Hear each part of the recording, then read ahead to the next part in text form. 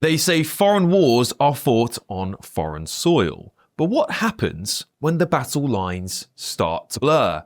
When the tremors of distant conflicts ripple through our own communities? When the clash between India and Pakistan threatens not just the subcontinent, but the very peace of our streets here in Britain? Do these weekly protests about foreign wars playing out on our soil prove multiculturalism has failed? I'm Alex Armstrong, and this is GBN Originals. The recent escalation between these two nuclear-armed neighbours is more than just a regional spat. It's a tinderbox, and the sparks are already flying, aren't they? Here's the background. In India, the government has launched Operation Sindoor, targeting what it claims are terrorist infrastructures in Pakistan. This is in retaliation to a terrorist attack that took place in the disputed territory of Kashmir in India. Pakistan, in turn, has responded with its own military actions, shooting down Indian drones and vowing retaliation. They also shot down some aircraft as well, I believe. And while the guns are firing thousands of miles away, the real question here is how long before the echoes are heard right here in Britain.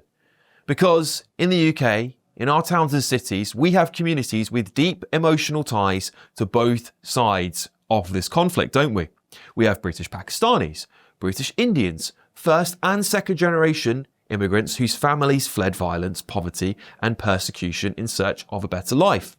And yet, when conflicts reignite back home, old wounds become reopened, don't they?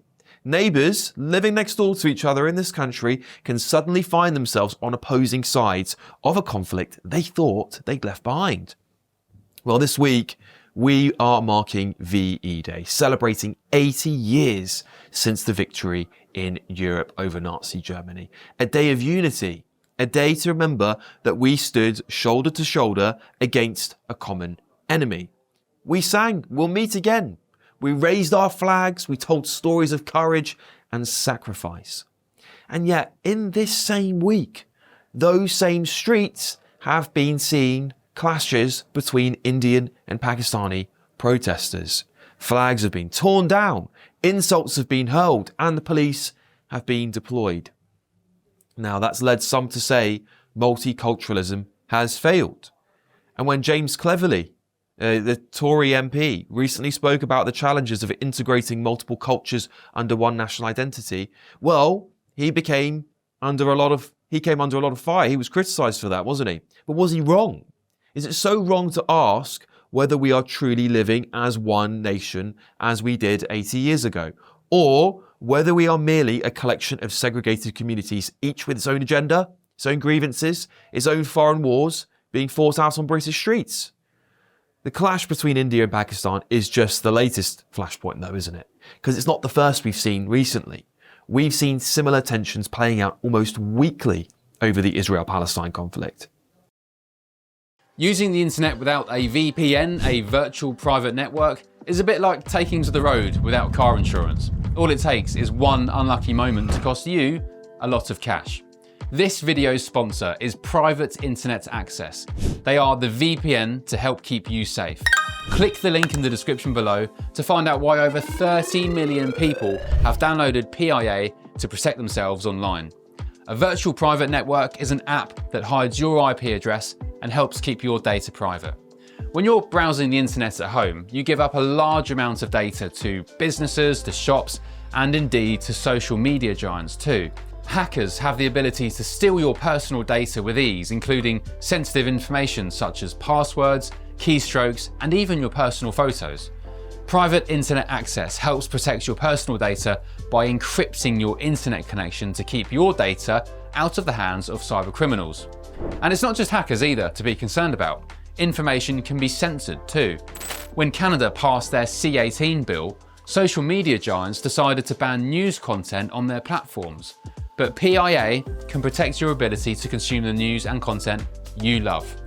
Private Internet Access is available for Windows users, Mac OS, Android, Linux, iOS, and you can use one PIA subscription to protect an unlimited amount of devices. And we've got a huge GB News discount for you too. Click the link in this video's description and you'll get a massive 83% off PIA. That's under £2 a month, the price of a coffee, and you'll get an extra 4 months completely free on top. Also, there's a 30-day money-back guarantee too. Visit piavpn.com/GB News to start protecting yourself digitally today. We've seen protests over Kashmir, over Syria, Sudan, and the war in Ukraine. And every time we see the same thing.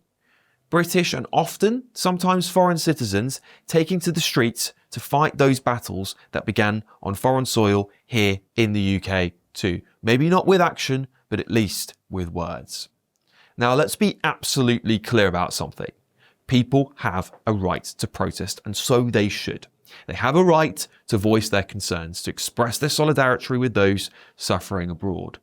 But at what point does that cross the line? At what point does it become a threat to public order, to national security, to the very cohesion of our society? And let's not forget the cost to the British taxpayer. Over £53 million alone has been spent policing mass pro-Palestine protests in central London. A huge distraction for our police force, who are already underfunded and stretched, as well as the further costs to the British taxpayer too. And more to the point, what does it say about our national identity? Are we British first, or are we something else first? Is multiculturalism working when we have young men and women born and bred in Britain carrying foreign flags, chanting foreign slogans, and turning our streets into a battleground for conflicts that have, frankly, nothing to do with this country? There are those who will say that even asking these questions is inflammatory, but that is playing into the hands of extremists, that it's stoking division. But ignoring it doesn't make it go away. Sweeping it under the rug doesn't prevent the next clash, the next flare-up, the next incident that turns into a peaceful street into a battleground. And we have to stop being so afraid of having these conversations. But what is the solution? Do we double down on multiculturalism, insisting that diversity is our strength? Do we demand that our leaders take a tougher stance on foreign influences, cracking down on those who incite violence or sow discord on our streets? Or do we finally just admit that maybe, just maybe, the experiment has failed? That we are not, as we've been told for decades, a melting pot where everyone gets along?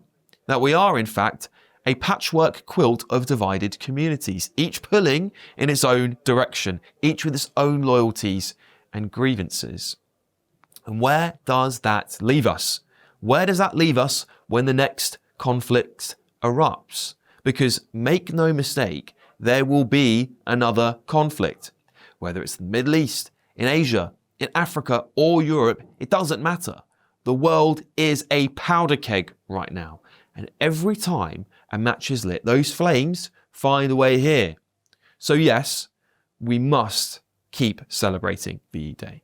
We can keep singing about unity though, about victory and about how we all stood together against a common enemy. But let's not kid ourselves. The enemy now isn't some institutional regime across the channel. It's not across the ocean anymore. The enemy is now division. The enemy is disunity. The enemy is a fractured society that can't decide what it stands for anymore. Frankly, in my opinion, we are losing the meaning of VE Day every year that goes past. I hope we can begin to remember the meaning of VE Day. A day British people from all over the Commonwealth, all over the Empire, came together to celebrate the cost the war had taken on our society. To celebrate a day that we put our differences aside, our cultural differences aside, and remembered that we all stand for the same thing. I've been Alex Armstrong, and if you've enjoyed this content, please don't forget to subscribe to the GB News YouTube channel for more.